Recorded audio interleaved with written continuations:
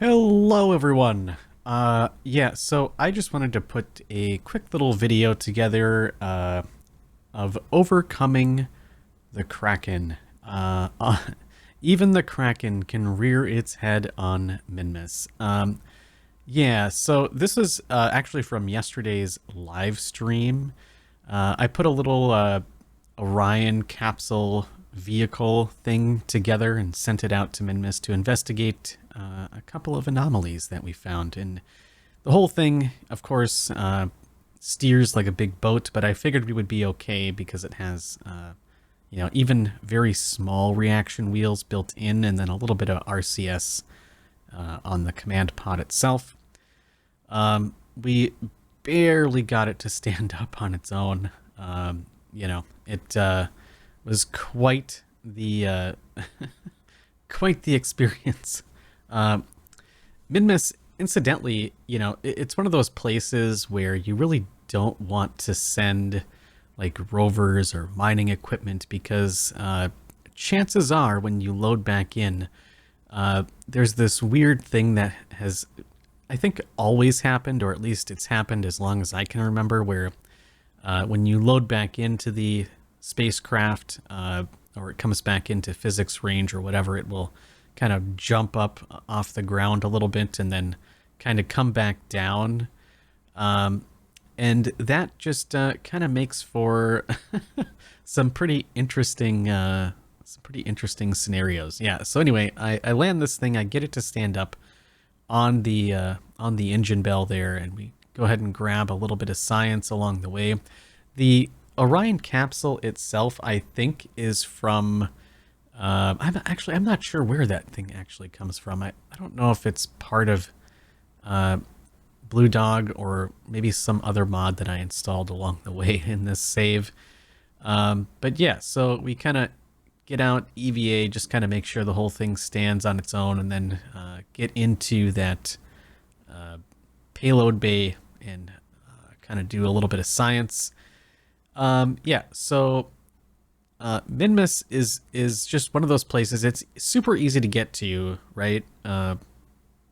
Especially early on, just because of the low amounts of delta V it takes to kind of traverse the surfaces, right? And you can get all kinds of science early on from all the different biomes, right? That's, I think, one of the easiest places in the game. Certainly, if you can't get to Minmus, well, certainly there aren't many other easier places or easier things to to go and visit, right? So this Kerbal just kind of gets knocked around a little bit, and then we just kind of go ahead and put that science right on in the capsule.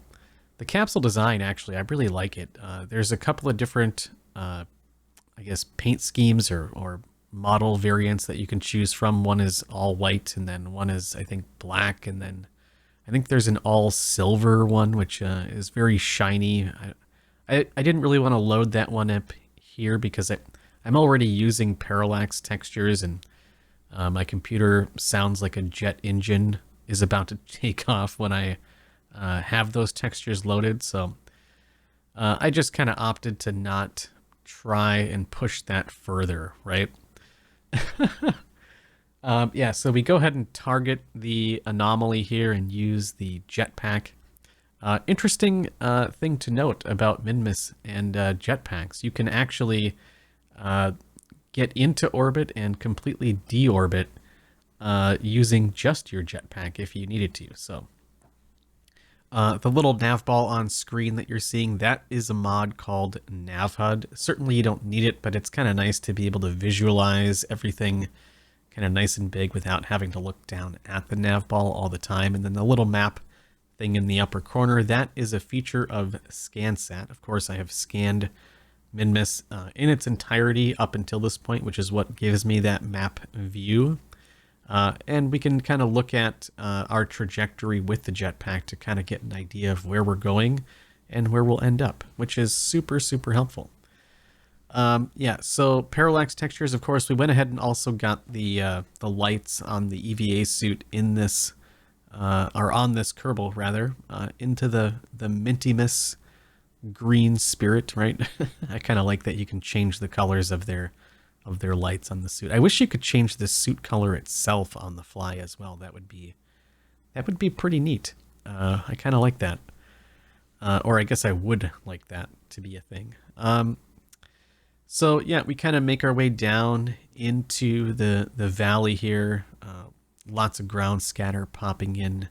I tell you, man, these parallax textures across the board so far, everywhere that I've been. Of course, these are, I think, set to ultra high, so it's like, you'll see, I guess the highest resolution that they can come in, which really makes things look so good. So good. Oh my gosh. I feel like a kid in a candy store constantly gushing over over the textures that Parallax has to offer. So between that and all the other beautification stuff along the way, I am using Astronomer's Visualization Pack, or AVP, which of course has Eve as a dependency, but it takes a little bit to kind of get that to play nicely together. You'll notice some Z fighting in map view, but you can turn a couple of the things off in Eve to get that to kind of look nice and play nicely together to get rid of that Z fighting. And yeah, the end result is that it looks just absolutely stunning. It really does. I mean, you kind of get some really neat dust effects on some of the bodies. Yeah, really, really cool stuff. And if you have the ability to run it, I would highly recommend it, because it is absolutely gorgeous and kind of gives you a reason to go back and maybe replay the game. At least it did for me, right? I had so many hours in this game that I just kind of stepped away for a while, but re-experiencing the game with these textures and other things, has just been such a cool experience. So yeah, we find the monolith over here. Interesting thing to note about the anomalies, some of them, not all of them, but some of them will unlock tech nodes in the tech tree, which this one definitely did. Now, it's pretty cool. It's actually, if you're playing with things like interstellar, near future, far future, all that stuff, the community tech tree nodes that they are in can get quite expensive if you're familiar with that, right? So having the ability to find those anomalies with ScanSat, mapping it all out, and going and finding them, and then having the reward be some expensive tech node in the tech tree, is pretty darn rewarding, right? I can't recommend that enough. Although I don't think getting the super expensive tech node unlock with something from Minmus, which is, I guess, technically something I should have done earlier on, maybe wasn't the intended feature, right? But all the same, right? So we get that, we get back on our jetpack and puff our way towards the event. Overcoming the Kraken when it rears its head can often be funny, challenging, and terrifying at the same time. So we noticed a little bit of ground scatter there off to the left. That was kind of floating a little bit, kind of funny. Yeah, so of course, again, we use the ScanSat map to just kind of gauge where our trajectory is going, just to make sure we're heading toward the Orion capsule again. Yeah. And of course, the skybox is also a nice little touch there, right? With I think that was one of Pudman's skyboxes. Actually, I know it is. It's one that I love and use extensively. So, yeah. So we kind of make our way over to the capsule, with the exciting notion that we've unlocked a really, actually, I think, I'm not sure which tech node that unlocked specifically, but I do remember it was an expensive one. And I think the tech nodes that we're into now, I think, are like 3 to 5,000 science, somewhere in that range. I think it was probably a 3 or 3,200 science tech node, if I'm not mistaken. Yeah. So anyway, this has been a really cool playthrough so far. Just kind of re-experiencing the game. And like I said, with the parallax textures, oh my gosh, dude, I cannot stress enough how amazing that has been. Anyway, so as we get closer to the capsule here, of course, this is where the Kraken reveals itself. And yeah, you'll get to see how that plays out here. So, of course, it's right, I think, when it gets into physics loading range that it happens. So, I think one thing I used to do with rovers on Minmus is put like a little ion thruster on top, so it kind of has a little bit of pressure forcing its way down to the ground.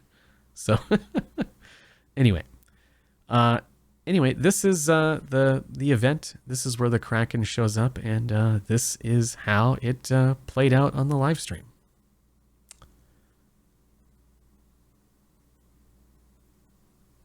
Of course, it jumps off the ground, and instant panic sets in because I know that I need to EVA over to the capsule in order for things to not go terribly wrong. And I bounce off the capsule. Even more panic sets in as it starts making its way back to the ground. Of course, the danger being either the engine explodes from hitting the ground or the thing falls over, and because of the weak reaction wheels, we can't get it back off, and, you know, potentially breaking the solar panels. But then I get in at the last minute and fire up those thrusters to get off the surface, saving the day. Of course, because of those weak reaction wheels, it kind of starts tumbling a little bit. So anyway, wanted to share that little fun adventure with you all. Until next time.